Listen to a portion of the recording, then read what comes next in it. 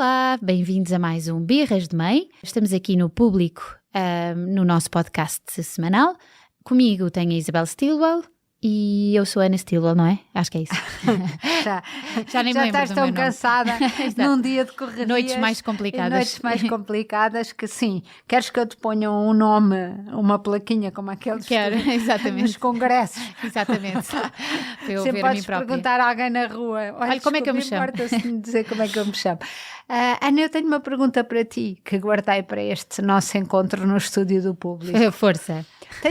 Tenho ouvido a palavra de crianças explosivas. Uhum. E tenho curiosidade, porque são crianças como as outras, ou todas as crianças são explosivas normalmente, é mais um rótulo que se inventou para uma criança.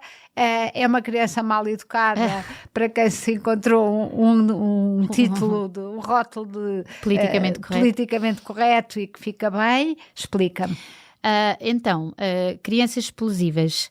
Na verdade, as crianças explosivas, como o nome indica, são crianças que têm...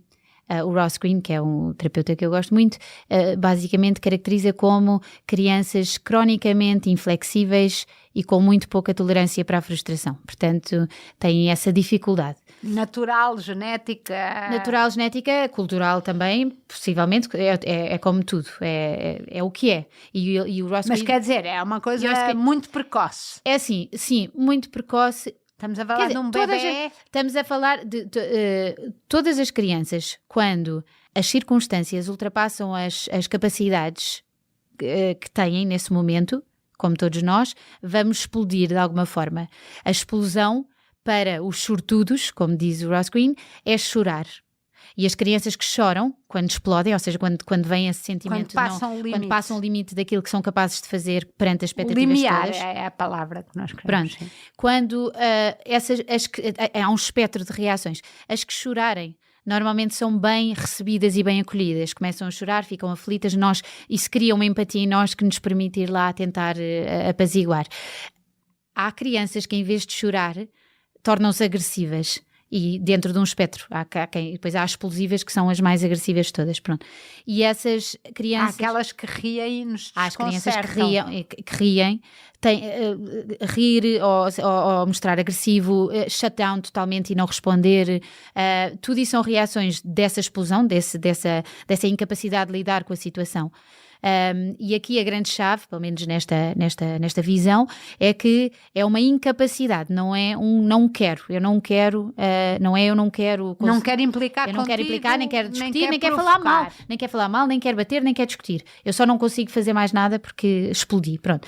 E as crianças explosivas, neste caso e neste livro, neste rótulo, fala-se muito em relação a crianças que normalmente têm uma neurodivergência, portanto têm uma maior sensibilidade, uma rigidez de pensamento, outras características do funcionamento que tornam mais difícil a frustração e que tornam mais difícil algumas das expectativas que a sociedade normalmente impõe. Mas o Ross Greene é muito específico sobre isto, é que não interessa muito o rótulo, porque não interessa o rótulo de um diagnóstico ou assim, interessa o que é que nós temos agora. Esta criança está a explodir por alguma razão. Porque é que ela está a explodir? O que é que o limiar da frustração, inclusivamente, suponho eu, pode variar conforme as circunstâncias exteriores. E conforme até os dias, até cumulativamente, ou seja, às vezes a pessoa pensa, mas como é que ele conseguiu ficar bem na escola? Ou porque é que não fica bem em casa? Porque é que ele consegue com a avó fazer isto e comigo não consegue fazer isto? Porque... Essa é uma pergunta interessante. É uma pergunta, exato. Nunca tinha ouvido essa pergunta. Mas é uma pergunta verdadeiramente relevante e que é muito difícil para nós de fora vermos, porque parece a mesma circunstância e, portanto, não se percebe porque é que uma criança que tem, fisicamente já vimos a capacidade de fazer isso, e isto começa desde muito pequenino. Por exemplo, há crianças que aprendem a andar e os pais muitas vezes frustram-se porque aprenderam a andar, mas depois não andam. Querem, estão a caminhar e pedem colo na mesma. Fisicamente podem andar, porque é que não andam? Mas é que exatamente como nós. Das circunstâncias não é só o pode ou não pode, não é quer ou não quer, não é o quer ou não quer, é o que é que eu fiz antes, o que é que eu fiz depois, quem é que está a esperar isso de mim, como é que eu me sinto, tive doente, não tive doente, como é que... Tudo isto são variáveis e tudo muda. E nós sabemos que nós somos capazes, por exemplo, de estar no trabalho 8 horas e fomos simpáticos e super bem educados durante aquelas 8 horas e chegamos a casa e o nosso marido fala connosco, não sei o quê, e nós explodimos com uma coisa que objetivamente não tinha sentido nenhum, porque gastámos toda a nossa capacidade social ou toda a nossa máscara e depois já não arrebentamos perto das pessoas com quem nos sentimos mais seguras, e é por isso que os pais sofrem sempre apanham sempre com a explosão. Apanham sempre com a explosão. Embora haja crianças que explodem fora de casa, que normalmente são conhecidos como os problemáticos. É muito complicado para os pais, porque as crianças ficam imediatamente com o rótulo e é muito mais difícil. Mas também não é nada fácil quando as crianças são uma coisa na escola e são ótimas alunas, perfeitas e tudo ótimo, e depois explodem em casa, porque normalmente os professores não acreditam na versão dos pais, ou acham que a versão dos pais tem a ver com a casa, ou os avós não acreditam. Mas isto existe mesmo, existe isto principalmente em crianças com neurodivergência, mas até não só. As crianças que podem estar a usar uma máscara social toda a gente usa uma máscara social, mas uma máscara social muito intensa que causa um grande desgaste emocional e, portanto, mal chegarem ao sítio seguro, vão largar. E não interpretem isto como, ela não está bem, está péssima e o sítio é mau. Nem sempre é o caso. Às vezes estão bem e o sítio é bom, às vezes os avós ficam muito magoados, porque parece, quer dizer, as duas versões são más. Por um lado, se dissermos, ele está-se a portar bem consigo, é porque não está tão à vontade consigo, magoa, mas também portar mal consigo também magoa. Mas às vezes, mesmo que sem nenhuma maldade, mesmo que o ambiente seja bom, só o facto de estarem fora de casa, só o facto de não terem à vontade para serem absolutamente como eles são. E na neurodivergência isto muitas vezes até tem a ver com tiques que tentam controlar ou rituais que tendem a fazer para se acalmar, mas que tentam evitar porque não são os normativos e, portanto, não são bem recebidos. Todo esse esforço depois arrebenta. Apresenta a fatura. Apresenta a fatura, exato. Pronto. É isso. Percebeu? Percebi, acho que percebi. Eu depois faço um teste.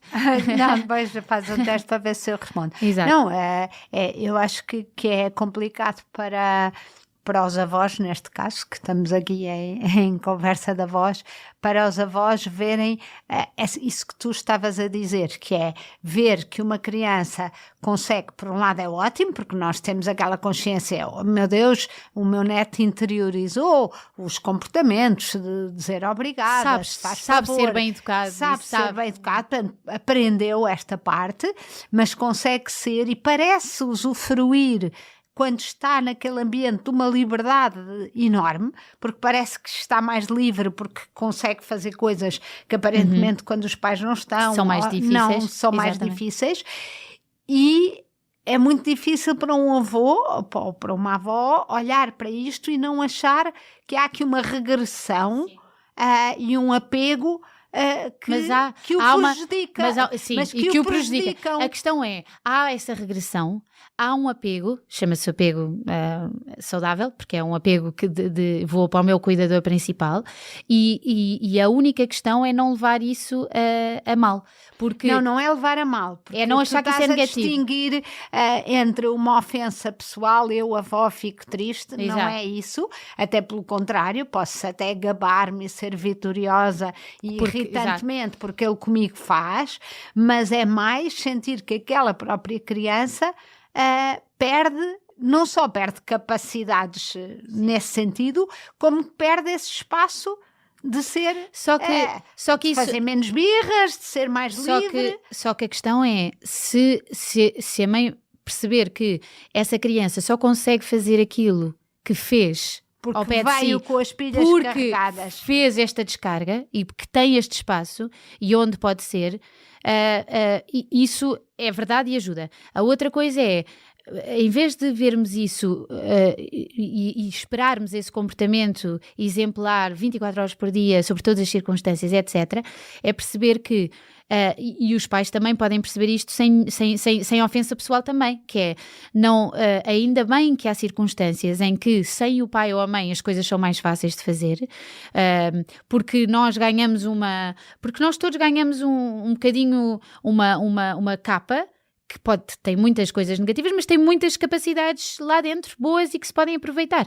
E por isso, ainda bem que ele é capaz de fazer isso em casa da avó, ainda bem que ele depois fica mais à vontade e que brinca mais e que tudo, mas depois ele vai ter que precisar. Isso não vai durar para sempre. E se vocês ficarem com a criança durante mais tempo, aquilo não vai durar para sempre. O carro vai ter elétrico que sair. Tem que carregar. Vai ter que ir carregar. E por isso, esse carregamento, e isto é muito importante para a nossa sociedade em geral, o carregamento é fundamental para todos, porque nós como sociedade esquecemos disso em tudo. Nós estamos sempre à espera, com os e-mails, com as coisas, que as pessoas estejam carregadas todo o tempo, a toda a hora. Descansar é completamente proibido, o ócio é uma coisa completamente desperdício de vida, porque não fomos isto ou não fomos fazer aquilo, e é assim, é preciso descansar, não há nada a fazer, e descansar exige perder. Como nós bem sabemos, largar e descansar exige perder as nossas capacidades sociais e ficamos mais preguiçosos e ficamos mais birrentos e ficamos mais... É mesmo assim. Pronto, faz parte. Pronto. Então vamos, agora os ouvintes podem desligar e ir carregar Podem ir carregar as pilhas, ou esperemos que estes podcasts também ajudem a recarregar as pilhas. Adeus, até para a semana. O público fica no ouvido.